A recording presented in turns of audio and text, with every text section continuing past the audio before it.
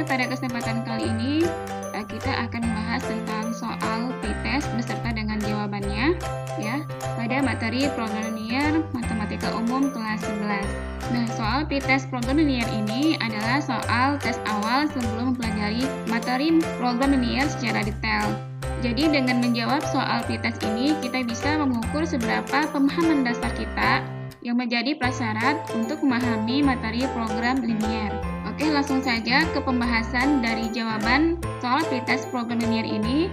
Mudah-mudahan video ini bermanfaat dan bisa menambah wawasan kamu semua dan tentunya akan memberikan kemudahan untuk kita memahami materi program linear ini. Oke, soal nomor 1. Relasi fungsi, diagram Venn, dan operasinya termasuk ke dalam materi A. Himpunan, B. Aljabar, C. Geometri, D. Trigonometri, dan E. Statistika. Nah, untuk soal nomor 1 ini sudah sangat jelas, ini adalah himpunan. Nah, di sini untuk semua soal, ya, soalnya ada 20, semuanya sudah diberi stabilo kuning, itu tandanya kunci jawabannya. Nah, untuk pembahasan pada video kali ini, mohon untuk tidak fokus kepada kunci jawabannya, tapi fokus kepada konsep dari materi soal-soalnya. Oke. Nah, untuk soal nomor 1, kenapa himpunan? Ya, karena himpunan ini adalah materi tentang kumpulan objek yang memiliki sifat yang dapat didefinisikan dengan jelas. Atau lebih jelasnya, himpunan adalah segala koleksi benda-benda tertentu yang dianggap sebagai satu kesatuan. Jadi, di dalam materi himpunan ini sudah dipelajari di bangku SMP ya. Nah, materinya itu tentang relasi, kemudian fungsi, terus penggunaan diagram Venn, dan tentunya ada operasi dari fungsinya, gitu. Terus, yang B, aljabar ya. Aljabar ini adalah salah satu bagian dari bidang matematika yang luas, bersama-sama dengan teori bilangan, geometri, dan analisis. Jadi materi himpunan ini termasuk ke dalam aljabar ya, karena di dalam aljabar ini ada fungsi. Nah, aljabar itu berkaitan dengan materi variabel, suku ya, terus konstanta, nilai koefisien gitu ya, itu termasuk materi aljabar. Mungkin lebih tepatnya ke soal yang nomor 2 ya, nanti kita bahas. Kemudian yang geometri. Nah, geometri itu adalah ilmu ukur atau ilmu bangun.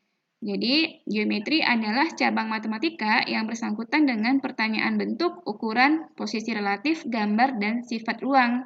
Berkaitan dengan koordinat kartesius, berkaitan dengan bangun datar, berkaitan dengan bangun ruang, ya seperti segitiga, persegi, persegi panjang, itu bangun datar ya. Sedangkan yang bangun ruang berarti ada seperti balok, tabung, kubus, gitu kan. Seperti kerucut, dan lain sebagainya. Lanjut untuk yang trigonometri. Trigonometri adalah sebuah cabang matematika yang mempelajari hubungan yang meliputi panjang dan sudut segitiga. Nah, jadi di trigonometri ini kita fokus mempelajari tentang sudut-sudut yang berkaitan dengan segitiga, ya, ilmu segitiga. Dan juga fungsi-fungsi trigonometri yang sudah kamu semua pelajari di bangku kelas 10 ya, seperti fungsi sinus, kosinus, tangen, seperti kosekan, sekan, dan kotangen gitu ya. Kemudian yang terakhir itu statistika. Statistika itu adalah ilmu yang bersangkutan dengan suatu data. Ini juga sudah dipelajari dari bangku SD. Kemudian diperjelas lagi di bangku SMP ya. Dan insya Allah untuk di bangku kelas 12 itu akan diperjelas lagi tentang materi statistika. Nah, ini statistika ini berkaitan dengan nilai rata-rata, ya, median atau nilai tengah, kemudian modus atau nilai yang paling banyak muncul ya, dan ragam, variansi, dan lain sebagainya ya. Jadi sudah sangat jelas ya untuk nomor 1 ini jawabannya adalah A. Lanjut untuk soal yang nomor 2. Fungsi berikut ini 3x dikurangi y ditambah z sama dengan min 2, 4x ditambah y ditambah 2z sama dengan min 3, x dikurang 3y ditambah z sama dengan 4 termasuk ke dalam materi A. SPLDV, sistem persamaan linear 2 variabel, B. SPLTV, sistem persamaan linear 3 variabel, C. Peluang, D. Trigonometri, E. Statistika. Nah, sudah sangat jelas ya, di sini adalah SPLTV. Ciri-cirinya di sini bisa kita ketahui dari variabelnya. Nah, variabelnya di sini ada variabel X, ada variabel Y, ada variabel Z. Jadi jumlah variabelnya ada 3 ya. Kemudian gimana lagi kuncinya? Kuncinya di sini ada sama dengannya. Berarti ini adalah persamaan linear 3 variabel. Nah, kata-kata linear ini berkaitan dengan garis, ada kaitannya dengan aljabar tadi. Begitu. Terus kenapa disebut sistem? Karena persamaannya lebih dari satu, ya. Ini persamaan pertama, ini kedua, ini ketiga. Jadi kalau udah lebih dari satu, itu disebut dengan sistem. Terus tambahan informasi tentang peluang sama-sama mengingat ini sudah juga dipelajari di bangku SMP, mungkin nanti akan diperjelas lagi di kelas 12 SMA. Nah, untuk peluang adalah kebolehjadian atau kemungkinan yang akan terjadi. Jadi kalau bahasa Inggrisnya itu probability ya, bahasa Indonesia kita probabilitas. Jadi peluang adalah cara untuk mengungkapkan pengetahuan atau kepercayaan bahwa suatu kejadian akan berlaku atau telah terjadi. Gitu. Nah, sudah jelas ya untuk soal nomor 2, lanjut ke soal nomor 3. Nah, ini soal yang paling gampang banget karena ini adalah soal untuk anak SD sebenarnya ya, tapi banyak lupa gitu karena mungkin jarang diulang-ulang materinya. Bilang asli adalah, nah, jawabannya adalah A, 1, 2, 3, 4, 5, dan seterusnya. Karena bilang asli itu pengertiannya apa? Bilangan bulat positif yang bukan 0. Jadi 0 nggak termasuk. Jadi kalau yang B ini itu bukan bilangan asli ya, tapi bilangan apa? Ya, benar, bilangan cacah. Sedangkan yang C ini adalah bilangan apa? Bilangan rasional ya, atau bilangan bentuk pecahan, di mana penyebutnya itu tidak boleh 0. Seperti ini kan penyebutnya 3, 3, 4, 5 kan tidak 0 ya. Kalau pembilangnya itu boleh saja 0 gitu. Terus yang D. Yang D ini adalah bilangan irrasional ya, bilangan berakar. Terus kalau yang E ini adalah bilangan bulat negatif gitu. Jadi jawaban yang benar untuk yang nomor 3 adalah A. Lanjut soal nomor 4. Materi bab atau topik yang kamu pelajari di kelas 10 adalah, nah di sini panduan kita adalah kurikulum 2013 ya. Jadi untuk di kelas 10 kurikulum 2013 ada 10 KD ya, 10 kompetensi dasar. Yang pertama yaitu persamaan dan pertidaksamaan nilai mutlak. Yang kedua, pertidaksamaan rasional dan irasional satu variabel. Yang ketiga, SPLTV. Yang keempat, SPTLTV, yaitu sistem pertidaksamaan linear 3 variabel. Dan yang kelima adalah fungsi. Ya. Jadi nanti menentukan daerah domain, daerah kodomain, dan range yang lebih detail lagi. Ini kelanjutan materi fungsi yang dari SMP. Kemudian KD ke-6, operasi komposisi pada fungsi dan operasi inverse. Ini adalah kelanjutan dari materi fungsi tadi. Terus yang ke-7, rasio trigonometri atau perbandingan trigonometri. Sin demi cos sami tan desa ya, yang sudah dipelajari di bangku kelas 10. Terus aturan sinus dan kosinus. Ini kelanjutan dari ini, materi rasio atau perbandingan trigonometri. Kemudian sudut-sudut berelasi, juga kelanjutan dari materi trigonometri. Kemudian yang ke-10 ya, itu fungsi trigonometri. Ini berkaitan dengan grafik ya, grafik fungsi sin, cos, dan tangen gitu.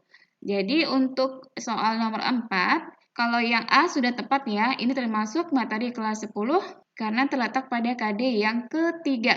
Sedangkan yang B ini adalah materi yang dipelajari di SMP. Terus peluang itu nanti kalau di SMA itu di bangku kelas 12 ya. Kemudian limit fungsi, ini materi di kelas 11. Kemudian statistika, ini juga materi di kelas 12 gitu. Oke, next soal nomor 5. Mutlak min 24/36 dikali mutlak min 6 adalah, nah ini materi KD pertama pada kelas 10 ya, nilai mutlak. Jadi konsep nilai mutlak itu kita ketahui bersama. Konsepnya yaitu mutlak X memiliki dua nilai, positif X dan negatif X. Nah, ketika nilai X-nya itu besar atau sama dengan 0, maka X-nya di sini positif. Kemudian pada saat X-nya di sini kecil dari 0, maka kan kalau kecil dari 0 tahu ya, nilai X itu pasti bilangan negatif. Ketemu dengan negatif ini, dia akan menjadi nilai positif. Jadi kesimpulannya apa untuk nilai mutlak? Nilai mutlak itu nilai yang selalu hasilnya positif, ya. Jadi nilai mutlak adalah suatu nilai yang selalu positif hasil akhirnya. Nah, biar lebih jelas kita bahas soal nomor 5 ini. Mutlak min 24/36 itu bisa dia dijadikan positif. Karena kan kalau dia nilai X yang di dalam mutlak ini negatif, dia akan berubah menjadi negatif X. Jadi kan negatif dari negatif 24/36, gitu loh maksudnya. Jadi kan negatif ketemu negatif jadi positif. Terus baru dikali dengan mutlak negatif 6. Nah, negatif 6 itu kan nilai si X ini. Karena X-nya itu tadi kecil dari 0, maka akan ketemu dengan negatif ini. Jadi negatif ketemu dengan negatif 6 akan menghasilkan nilai yang positif gitu. Ya udah, karena ini udah positif 24/36, yang ini juga sudah positif 6, tinggal kita sederhanakan dengan sistem coret aja gitu. 6 membagi 36 dapatnya 6. 24/6 hasilnya 4. Ya, jawabannya adalah 4. Selesai. Jadi jawabannya benar adalah yang D. Sedangkan A, B, C, E itu hanya sebagai pengecoh saja. Cukup jelas ya untuk nilai mutlak. Lanjut soal nomor 6. Sistem persamaan Y sama dengan 2X ditambah 5, Y sama dengan X kuadrat tambah 3X ditambah 3. Memiliki penyelesaian. Nah, ini termasuk materi fungsi ya. Termasuk juga materi aljabar karena ini sistem persamaan linear dua variabel. Jadi ini penyelesaiannya berupa titik. Titik itu kan dia adalah titik koordinat X, Y gitu.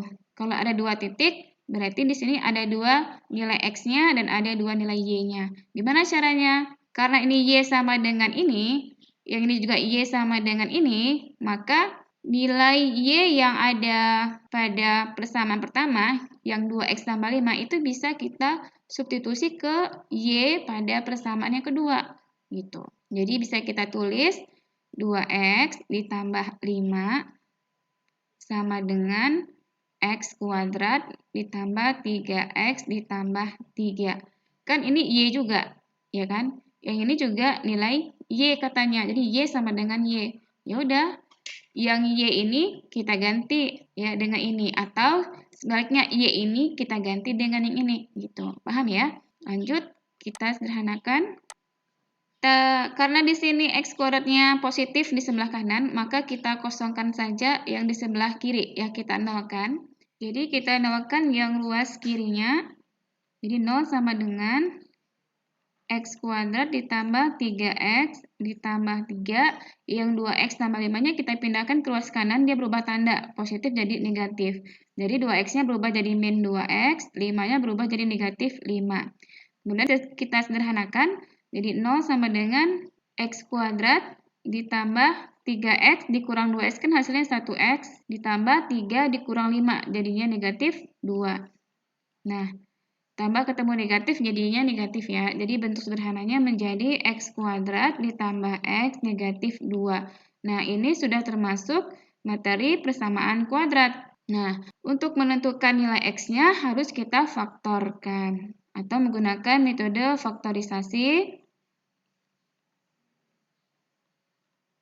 dengan cara membuat tanda kurung 2 buah karena di sini pangkatnya 2, maka di depannya ini kan X kuadrat, maka depannya ini juga harus ditulis perkalian X yang menghasilkan X kuadrat, yaitu X dan X. Kemudian kita lihat nilai negatif 2, maka carilah dua bilangan yang hasilnya negatif 2, kita letakkan di sini, ya, yaitu 1 dan 2 gitu. Karena di tengah-tengahnya ada nilai positif, maka positifnya kita letakkan di angka yang paling besar. Di antara 1 dengan 2, yang paling besar adalah 2.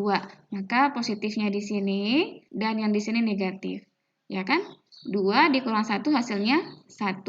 Nah, ini X dikali 2, 2X, yang ini min 1 kali X. Jadi kan 2X positif ya, min X. Jadinya positif X kan? Nah, jadi faktor kita ini sudah benar. Maka X kita yang pertama, itu lawankan saja. Kalau di sini negatif, tandanya kita lawankan. Jadi dia positif, positif 1. Jadi dari faktor yang pertama, X min 1, ini kan sama dengan 0. Nih, sama dengan 0. Nah, kira-kira X ini berapa ya? Kalau dikurangi 1, dia hasilnya 0. Nah, betul.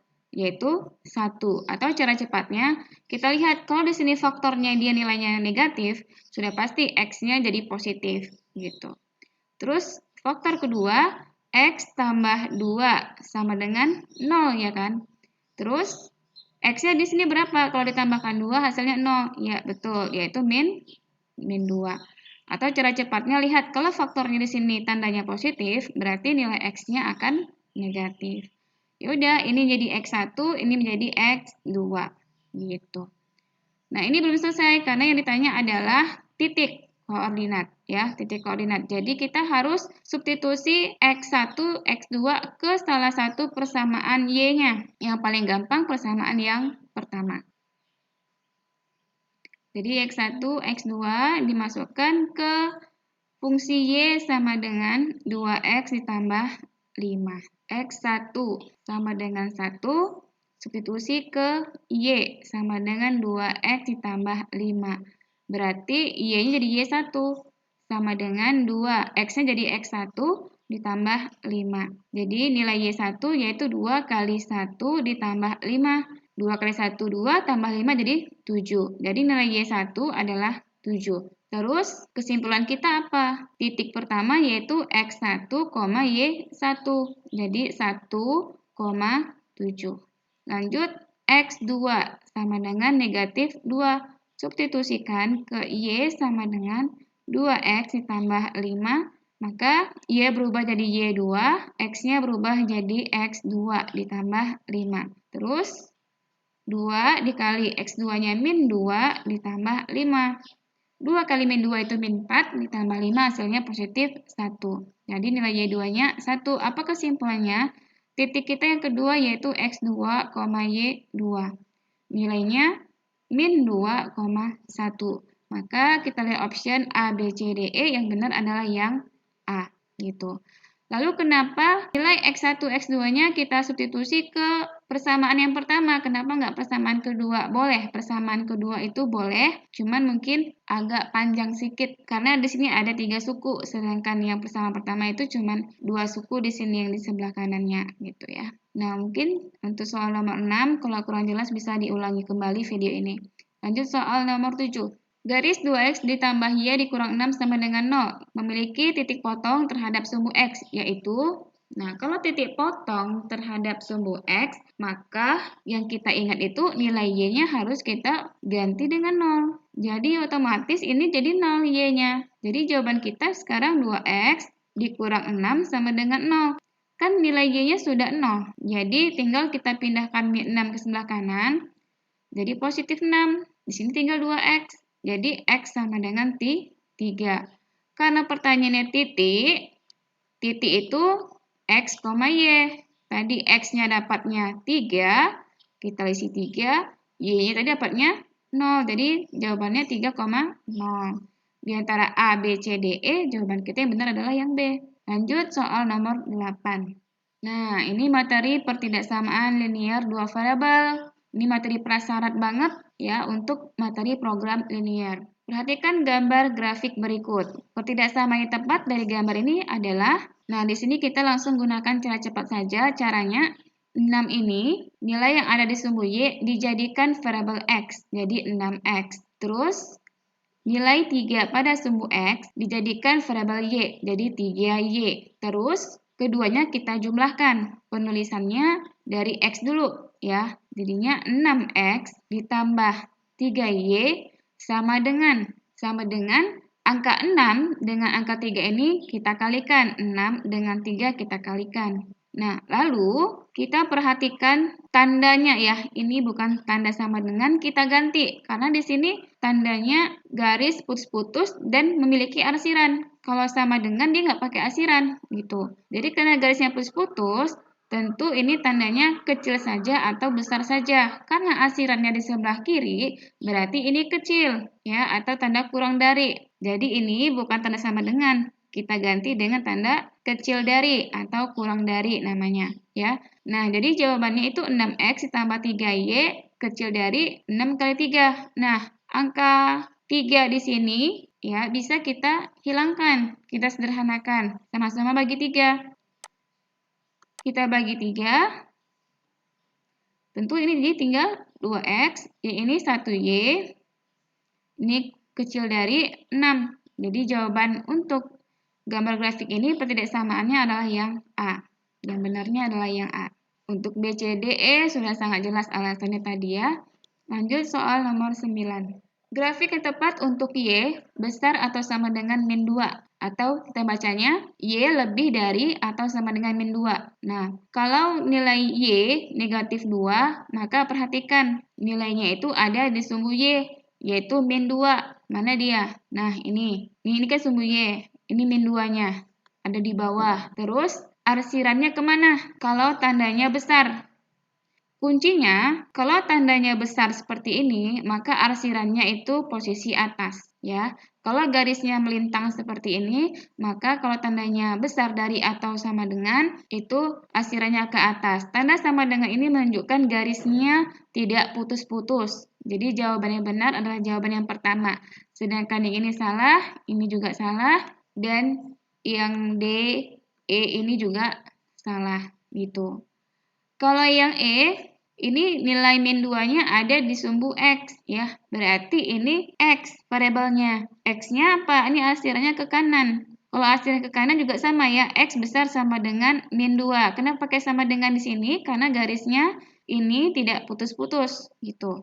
Jadi sudah sangat jelas ya. Kalau di sininya X, maka garis yang terbentuk itu harus sejajar dengan sumbu Y. Sedangkan yang di soal kita nomor 9 ini itu Y. Kalau Y berarti garis yang terbentuk harus sejajar dengan sumbu X. Lanjut soal nomor 10.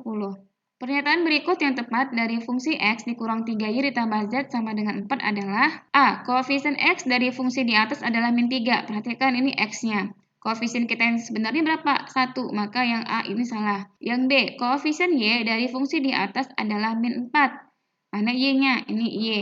Angka di sampingnya berapa? Min 3.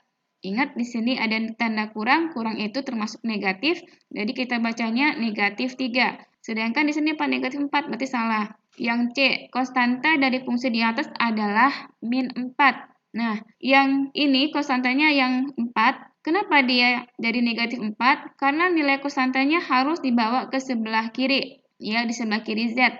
Jadinya kan kalau dibawa ke kiri jadi negatif 4. Lalu sebelah kanannya apa? 0. Inilah yang akan menjadi persamaan fungsi ya. Jadi jawaban yang benar adalah yang C. Yang D ini salah.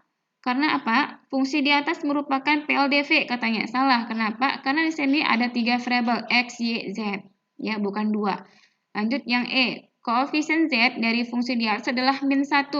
Sudah jelas yang Z ini koefisiennya positif 1. Jadi yang E adalah salah. Nah, 10 soal sudah terselesaikan. Lanjut kita ke 10 soal yang terakhir dari nomor 11 sampai nomor 20. Ini cepat saja, mohon disimak baik-baik. Nomor 11, pernyataan kumpulan hewan berkaki 4 termasuk dalam materi apa? Materi himpunan ya. Karena tadi definisi himpunan yaitu kumpulan objek. Nah, di sini adalah kumpulan objeknya apa? Hewan yang berkaki 4. Jadi ini termasuk materi himpunan. Jadi kuncinya himpunan itu adalah kata-kata kumpulan, yaitu atau kelompok. Lanjut soal nomor 12. Fungsi berikut ini termasuk ke dalam materi apa? SPLTV. Sudah sangat jelas ya, 3 variabelnya di sini. Nah, jangan terkecoh meskipun di sini ada 2, tapi di sini Z-nya sebenarnya ada, cuman dia nilai koefisiennya 0. Di sini juga ya. Nah, ini dia juga ada 3 karena Y-nya memiliki koefisien 0, kalau yang ini X-nya yang 0. Gitu. Jadi soal nomor 12 ini masih termasuk SPLTV. Lanjut soal nomor 13. Ini soalnya adalah bilangan irasional. Sesuai dengan penjelasan di atas tadi, irasional itu adalah bilang akar. Jadi jawabannya adalah yang A. Lanjut soal nomor 14. Materi bab atau topik yang kamu pelajari di kelas 10, kecuali. Sesuai dengan penjelasan di atas tadi, SPLTV termasuk kelas 10, trigonometri termasuk kelas 10, nilai mutlak juga, eksponen apalagi ya. Eksponen ini ada di matematika peminatan kelas 10. Jadi yang kecuali itu yang A, matriks. Karena matriks ini dipelajari di kelas 11. Lanjut soal nomor 15. Nah, nilai mutlak. Mutlak 10, karena positif sudah pasti positif 10 ya. 10 ditambah 5 dikali. Nah, mutlak negatif dia jadi positif ya. Jadi positif 24/5. Negatif dari mutlak negatif kuadrat. Jadi negatifnya ini dikuadratin. Nah, kalau mutlak kuadrat itu mutlaknya jadi kurung biasa. Nih, jadi seperti ini. Jadi negatif kuadrat kan jadi positif. Jadi 10 ditambah 5 dikali 24/5 negatif 4. Terus 5 dengan 5-nya coret, coret, coret. Jadi tinggal 24 dikurang 4. 24 kurang 4, 20. 20 ditambah dengan 10 ini, jadi jawabannya adalah 30. Jadi yang benarnya adalah yang D. Lanjut nomor 16. Caranya sama dengan nomor 6 di atas, kita ganti fungsi pertama ini menjadi bentuk Y sama dengan, gitu. Berarti min X-nya pindah ke sebelah kanan, jadi positif, ditambah 5. Lalu, karena Y sama dengan X tambah 5, ini Y sama dengan X kuadrat tambah 5X kurang 16, berarti kan ini nilai Y-nya bisa kita ganti dengan nilai ini, atau sebaliknya, nilai Y ini bisa kita ganti dengan X tambah 5. Jadi kita pakai cara yang kedua aja, kita ganti Y ini dengan X tambah 5. Jadi X tambah 5 sama dengan X kuadrat ditambah 5X dikurang 16. Berarti ini kita nolkan, jadinya X kuadrat ditambah 5X dikurang 16. Ini jadi min semua, min X, min 5. 0 sama dengan X kuadrat, 5X dikurang X jadinya positif 4X, min 16, min 5 jadinya min 21. Caranya sama, ini termasuk PK, persamaan kuadrat, maka harus kita faktorkan. X kuadrat berarti sini X, di sini X. Terus, min 21, itu perkalian 7 dengan 3. Tanda plusnya memilih angka yang besar. Mana yang besar? 7 kali X atau X kali 3? Ya, 7. Jadi positifnya di angka 7, sedangkan negatif di angka 3. Cara cepatnya tadi, dapatlah nilai X kita yang pertama. Kalau faktornya positif, berarti X-nya menjadi min. Terus, faktor yang kedua, kalau dia negatif, maka X yang keduanya apa? Ya, positif 3. Maka ini X1, ini X2, kita substitusi ke persamaan yang paling gampang. Persamaan berapa? 1 atau 2? Ya. Yang pertama, yang ke-1 ya. Jadi Y sama dengan X tambah 5. Maka nilai X1 sama dengan min 7, kita substitusikan ke Y sama dengan X ditambah 5. Berarti Y-nya berubah jadi Y. Y1, X-nya jadi X1 tambah 5. X1-nya ganti jadi min 7 ditambah 5, hasilnya min 2. Jadi nilai Y1-nya min 2. Kesimpulannya apa?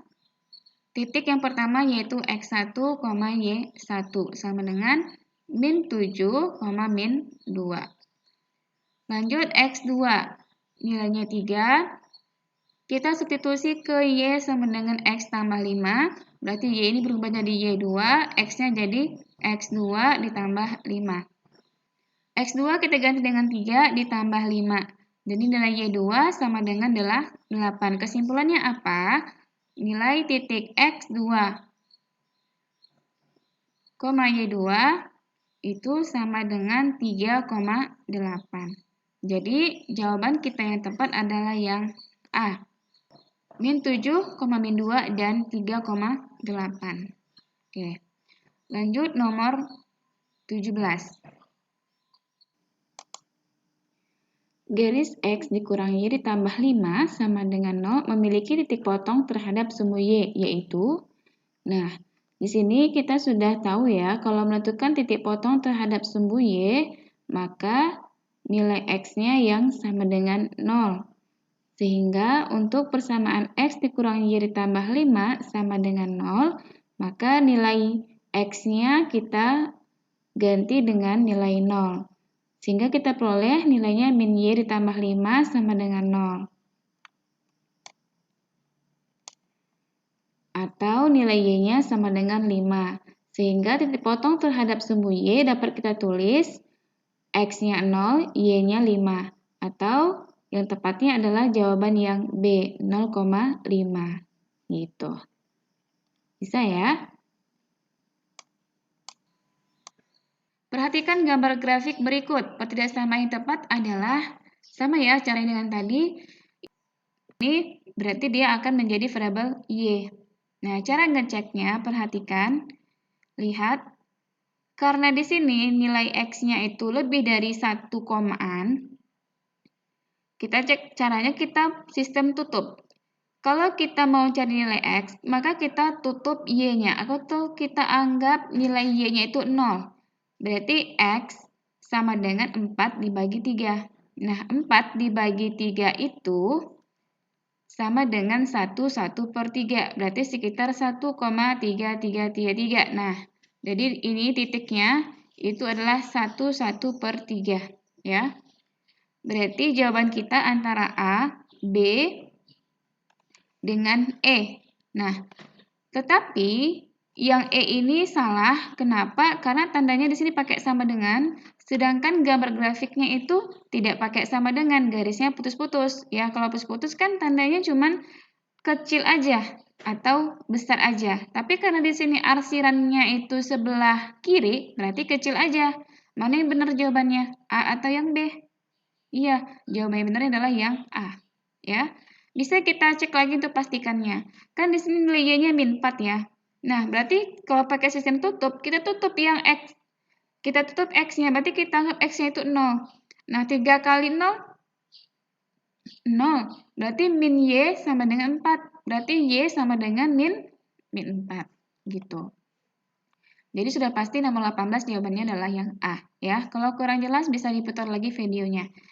Lanjut, nomor 19.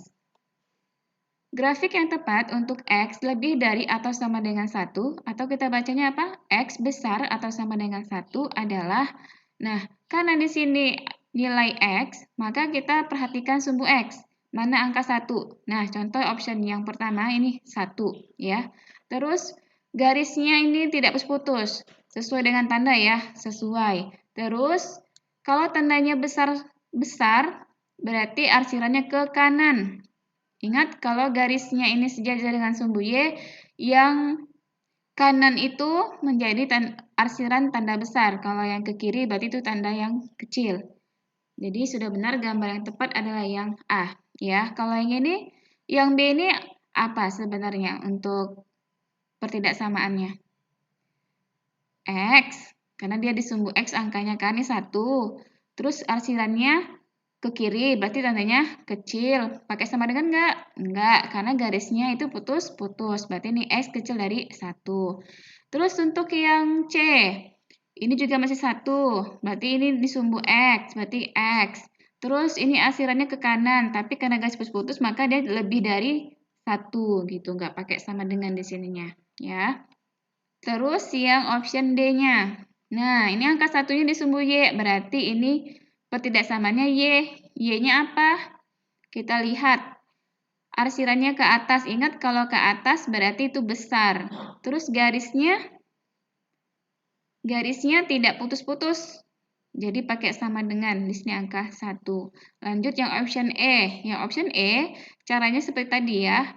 Nah, di sini kita perhatikan nilai yang ada di sumbu X dan sumbu Y-nya. Di sini ada titik perpotongan, ya. Di sini min 1 di sumbu X, maka kita jadikan variabel Y. Jadinya min Y. Terus, pada sumbu Y, itu ada angka 1, maka kita jadikan dia variabel X. Jadinya positif X. Kemudian kita tulis menjadi positif X dikurang Y. Kemudian kita lihat arsirannya di sebelah kiri. Kalau sebelah kiri berarti tandanya kecil dari, karena garisnya lurus, tidak putus-putus, maka pakai sama dengan di sini. Kemudian angka 1 dengan min 1-nya ini, kita kalikan. 1 dikali min 1. Jadinya min 1.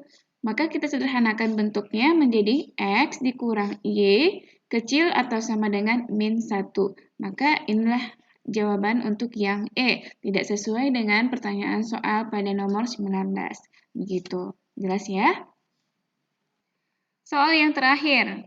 Pernyataan berikut yang tepat dari fungsi 2x dikurang y ditambah 6z sama dengan 1 adalah A. Koefisien X dari fungsi di atas adalah min 1. Perhatikan nih X-nya. Angka di samping X berapa? 2. Berarti bukan min 1 ya. Option A salah. Yang B. Koefisien Y dari fungsi di atas adalah 1. Mana Y kita? Ini Y-nya. Angka di samping Y berapa ini? Ada tanda kurang. Berarti itu negatif. Negatif apa? Negatif 1. Dan di sini yang B apa jawabannya? Positif 1. Berarti salah. Itu yang C. Konstanta dari fungsi di atas adalah min 1. Mana lihat konstanta kita, ini angka 1. Kita bawa ke ruas kiri jadi apa? Min 1. Ya, jadi min 1. Terus, yang ruas kanan jadi 0. Jadi 0. Maka benar ya, konstanta kita adalah min 1. Jadi opsi C itu benar. Kalau yang D, fungsi di atas merupakan PLDV. Terketik pula nama ibu sendiri. Nah, fungsi di atas merupakan PLDV. Apakah PLDV ini? Salah ya, ini PLTV karena variabelnya ada 3, X, Y, Z. Terus, yang E, koefisien Z dari fungsi di atas adalah min 6. Perhatikan Z kita, koefisiennya di sampingnya berapa? 6. Di sini negatif, berarti ini salah. Jadi, itulah pembahasan dari soal PIPES ya, ada 20 soal.